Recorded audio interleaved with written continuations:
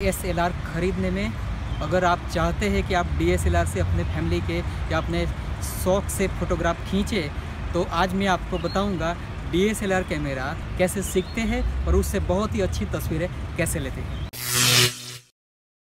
तो आज मैं आपके सामने लेके आया हूँ कैनन का DSLR। मेरे पास ये किट है कैनन DSLR की और इसमें ये है बॉडी कैमरा की,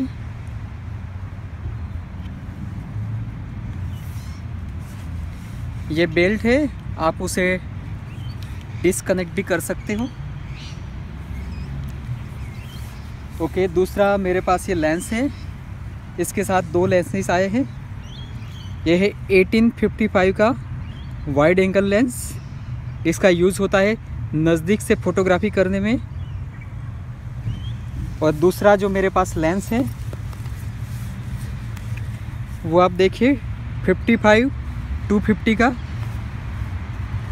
तो ये लेंस का यूज़ आप जूम फोटोग्राफी के लिए कर सकते हैं, या बर्ड फोटोग्राफी, या दूर से कोई स्नैप लेना है आपको और बहुत ही डिस्टेंस है ऑब्जेक्ट और कैमरा के बीच में, तो आप इस लेंस का यूज़ कर सकते हो। इसके अलावा एक्स्ट्रा मेरे पास है AW60C जो लेंस सेफ्टी के लिए है। दूसरी है ये जूम लेंस के लिए, उसके प्रोटेक्शन के लिए, और डायरेक्ट कैमरा पर लाइट ना गिरे इसके लिए हम इसका यूज़ कर सकते हैं। सो ये सारी चीज़ें हैं, आप देखिए, और सामने ये बैग है। तो फ्रेंड्स, इतनी सारी चीज़ें देख के आपको ऐसा लगा होगा कि पहली बार अगर आप DSLR यूज़ करना चाहते हो तो ये टफ है शायद, लेकिन ऐसा बिल्कुल नहीं है। आप ये मेरा वीडियो शांति से देखिए। It is very easy to start photography with DSLR like this. तो सबसे पहले हम क्या करेंगे कि वाइड एंगल फोटोग्राफी, यानी कि नज़दीक से हम जो फोटोग्राफी करेंगे उसमें वाइड एंगल का मतलब है डिस्टेंस कम है हमारे और ऑब्जेक्ट के बीच में, और जो एरिया है वो ज़्यादा कवर होगा। तो उसके लिए मैं ये लेंस से 1855 का कनेक्ट करूँगा ये कैमरा बॉडी से। ओके, तो ये कवर है शटर प्रोटेक्शन के लिए।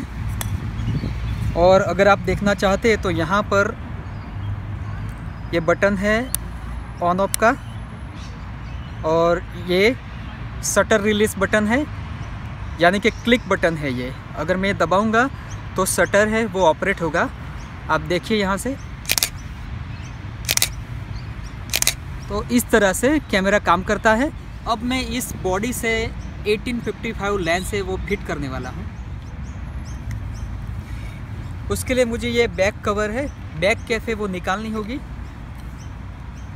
और यहाँ पर एक स्क्वायर डॉट है, वाइट डॉट है स्क्वायर।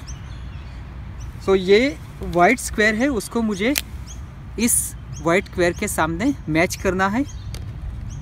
ऐसे मैं रखूँगा और ये मैंने बंद किया। तो ये कैमरा तैयार है यूज़ करने के लिए। मैंने ये स्ट्रैप अपने गले में लटका लिया है क्योंकि कैमरा गिरे नहीं गलती से भी, क्योंकि ये महंगी चीज़ है। अब इसे यूज़ करने के लिए आपको क्या सीखना है कि ये है व्यू फाइंडर है। व्यू फाइंडर का मतलब है यहाँ पर आप अपनी एक आंख से देख सकते हैं, दूसरी आंख आपको बंद रखनी पड़ेगी क्योंकि आपको कॉन्सेंट्रेट करना है अपने पिक्चर से, यानी कि ऑब्जेक्ट पर। और ये है डिस्प्ले स्क्रीन है। अगर आप व्यू फाइंडर का यूज़ करना नहीं चाहते हो तो आप इसमें भी देखकर फोटोग्राफी कर सकते हो। तो कोई बात नहीं, हम देखते हैं स्टार्ट कहाँ से किया जाए। ये कैमरा अभी ऑटो मोड पर सेट है, यानी कि आप देख सकते हैं ये डैश है वाइट, उसके सामने ग्रीन ए है, यानी कि ऑटो मोड पर सेट किया गया है। अगर आप यहाँ फोटोग्राफी करते हैं तो आप बहुत इजी तरीके से आप फोटोग्राफी कर सकते हैं ऑटो मोड पे। कोई भी इंसान ऑटो मोड पे फोटोग्राफी कर सकता है। उसको यही पता होना चाहिए कि व्यू फाइंडर में देखना है, ऑटो मोड पर ये बटन सेट होना चाहिए, उसको पता होना चाहिए कि ऑन ऑफ कहाँ से किया जाए, और ये क्लिक बटन है उसका यूज़ करते हैं क्लिक करने के लिए। और ये है लैंडस्केप, उसको हम ओपन करेंगे। तो तो यहाँ पर जब मैं लेंस घुमाता हूँ तो ऑब्जेक्ट होता है जूम, यानी कि आप दूर से भी उसको नज़दीक ला सकते हो और नज़दीक से वाइड एंगल की फोटोग्राफी कर सकते हो। और यहाँ पर मैंने सेट किया है AF यानी कि ऑटो फोकस, और यहाँ पर है स्टेबलाइजर ऑन ऑफ, यानी कि अगर आपका हाथ हिलता है तो ये कैमरा शेक होता है। तो जब कैमरा शेक होता है तो कई बार जो इमेजेस है वो ब्लर होके आती है। तो अगर आपका स्टेबलाइजर स्विच है वो ऑन पे हो तो थोड़ा बहुत शेकिंग है वो कंट्रोल में आता है और आपके फोटोग्राफ्स स्टेडी आएंगे। ऑटो मोड पर जब भी हम फोटोग्राफी करते हैं तो कैमरा है अपने आप लाइट सेट कर लेता है। अगर सीन में लाइट कम है तो कैमरा क्या करता है कि ये फ्लैश है वो अपने आप ओपन कर देता है। तो हम देखते हैं यहाँ पर हमारे सामने एक यंगेस्ट मॉडल है। Please welcome. So today I got this young man as a model, the youngest model in Australia. तो मैं ये मॉडल का एक पिक्चर लूँगा ऑटोमेटिक मोड पे और देखते हैं क्या होता है। यहाँ पर खड़े रहो।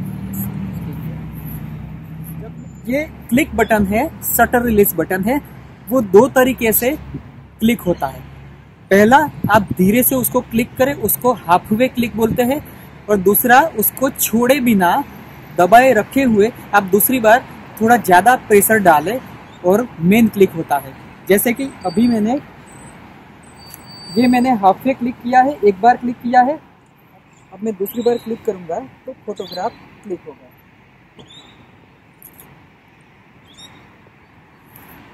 Okay, thank you, nice pose. तो मैंने एक फोटोग्राफ लिया है ऑटो मोड पे।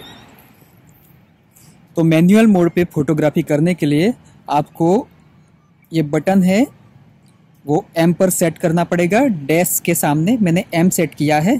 तो फ्रेंड्स, मैनुअल मोड पे फोटोग्राफी करने के लिए आपको 3 चीज़ें हैं वो ध्यान में रखनी चाहिए, और 3 चीज़ों पे अगर आपका कंट्रोल होता है, ये 3 पॉइंट पे अगर आप बहुत ज़्यादा प्रैक्टिस करते हो, सीखते हो, तो आप बहुत बड़े फोटोग्राफर बन सकते हो। तो ये 3 चीज़ है। सबसे पहली चीज़ है इसमें वो है ISO। ISO का मतलब क्या होता है कि ISO 100 से लेके 200, 400, 800, 1600, 3200, 6400 और उससे भी ज़्यादा रेंज वाला ISO अलग अलग कैमरा में होता है। ISO का मतलब है लाइट कितनी पास होगी अपने शटर में, अपने कैमरा में। तो अभी ये इवनिंग टाइम है, यहाँ पर स्ट्रीट लाइट सब चालू हो गई है, बिल्डिंग की लाइटें चालू हो गई है, यहाँ पर सनलाइट बिल्कुल नहीं है। तो इस समय में अगर मैं यूज़ करूँगा ISO तो मुझे रखना पड़ेगा 800 to 1600। अगर मैं 800 से 1600 ISO सेट करता हूँ तो बहुत ही अच्छी पिक्चर आएगी। अगर मैं धूप में यानी कि सनलाइट में फोटोग्राफी करता हूँ तो मुझे इसकी ISO है वो 100 या 200 रखनी पड़ेगी। तो देखते हैं कि ISO कैसे सेट करते हैं। और डिस्प्ले स्क्रीन के बाजू में ISO बटन दबाकर आप ये सारे ऑप्शंस पा सकते हैं, जिसमें आप मनपसंद ISO सेट करके फोटोग्राफी कर सकते हैं। एपर्चर सेट करने के लिए स्क्रीन के बाजू में ये Q बटन आप दबाइए। उसमें से आप अलग अलग जो ऑप्शंस दिए गए हैं वो लेफ़्ट और राइट बटन सेट करके सिलेक्ट कर सकते हो, जिसमें आपको मिलेगा ये एपर्चर रेंज 4 से लेके 32 तक, दैट डिपेंड्स ऑन कैमरा। तो अगर मैं 5.6 सेट करना चाहता हूँ तो 5.6 मोड पर मुझे करना है ये सेट। कैमरा की फ्रंट साइड में जो क्लिक बटन है उसके पीछे एक मेन डायल बटन है। ये आप अपनी फर्स्ट फिंगर से एडजस्ट कर सकते हो। और स्क्रीन में जो भी सिलेक्शन आपका है, जैसे कि सबसे पहले है शटर स्पीड और उसके बाजू में है f5.6, वो है एपर्चर। तो ये दोनों सिलेक्ट करके आप मेन डायल प्लस और माइनस करके उसको घुमाकर एडजस्ट कर सकते हो। फोटोग्राफ खींचने से पहले शटर स्पीड, एपर्चर और ISO ये तीनों का कॉम्बिनेशन देखिए और प्रॉपर रीडिंग सेट कीजिए। अब एक्सपोजर सेटिंग समझने के लिए हम फोटोग्राफ खींचने से पहले ये अपना रीडिंग देख लेते हैं, जिसमें शटर स्पीड है 160 और एपर्चर है 5.6 और जो ISO रखा है 800। अब क्या है कि अब ये फ़ोटोग्राफ खींचने के लिए मैं अगर फोकसिंग करता हूँ स्क्रीन पे तो जो एक्सपोज़र है वो कम हो जाता है, यानी कि माइनस में चला जाता है, लो हो जाता है। तो इसमें इमेज होती है वो अंडर एक्सपोज हो जाती है। अगर मैं एक्सपोज़र को बैलेंस करता हूँ 0 पे तो शटर स्पीड बहुत कम हो गई है, यहाँ पे ओनली 25 हो गई है और मुझे कम से कम 50-60 चाहिए। तो मैं क्या करूँगा, मैं ISO बढ़ाऊँगा। ISO 800 से लेके मैंने 1600 कर दिया है, यानी कि 1600। अब मैं इस मोड पे फ़ोटोग्राफ खींचूँगा और स्क्रीन पे देखूँगा फोकस करके कि क्या होता है। तो अभी मैं फोकसिंग कर रहा हूँ और फोकसिंग के बाद मैं अगर एक्सपोज़र बैलेंस करता हूँ तो मुझे 40 शटर स्पीड मिलती है और ये मैंने फ़ोटोग्राफ क्लिक किया और ये है पिक्चर।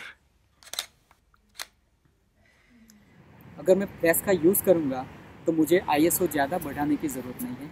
तो let's see to take this next picture with flash on. तो फ्लैश ऑन करने के लिए मैं फ्लैश बटन दबाऊंगा तो फ्लैश ऑन हो गया। Okay, ready.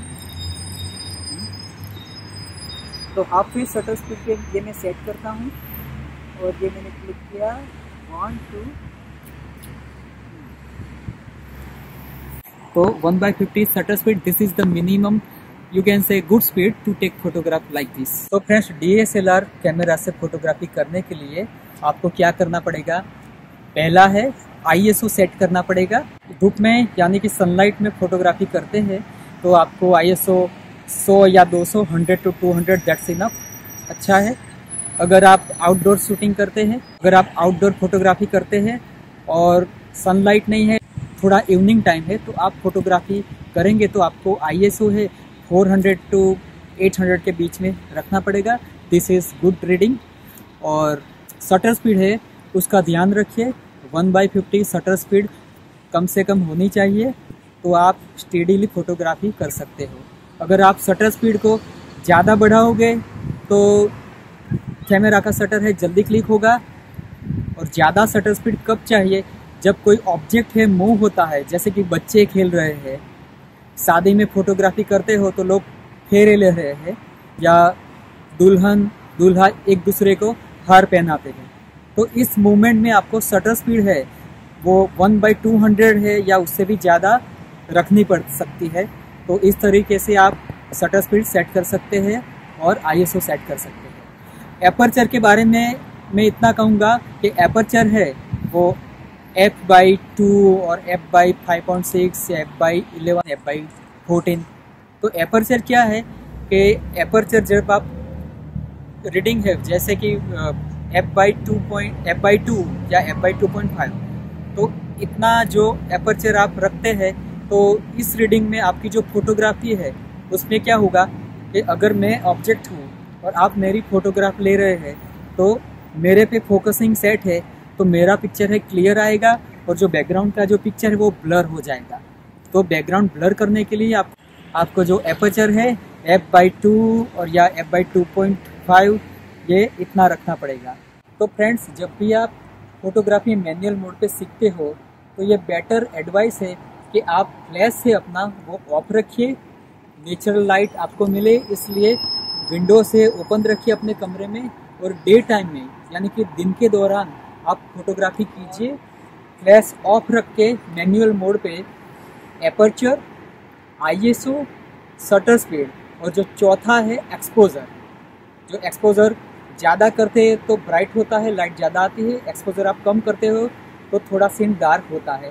तो ये चारों का कॉम्बिनेशन बारी बारी अगर आप सेट करके फोटोग्राफ लो, बाद में देखो कि फोटोग्राफ कैसा आया है, फिर से लो और चेंज करो और देखो कि फोटोग्राफी कैसी आती है। तो इस तरह से अलग अलग मोड पे फोटोग्राफी करके आप फोटोग्राफी अच्छी तरह से सीख सकते हो। तो दोस्तों आज के लिए इतना ही। DSLR आप खरीदिए, अगर आपको नहीं खरीदना है और किसी फ्रेंड का DSLR लेके यूज़ करना है तो कीजिए। अगर आपको DSLR के बारे में ज़्यादा जानकारी चाहिए कि कैसे DSLR नया आप लेना चाहते हो और आपका बजट क्या है और आपको उसको किस काम में यूज़ करना है, तो आप मुझे कमेंट बॉक्स में लिख सकते हो। I will try to reply your all comments and thanks for watching my video. If you want to see more videos just like this, then you can subscribe, like and share my videos with your friends. So goodbye for now, see you next time and thanks for watching my video.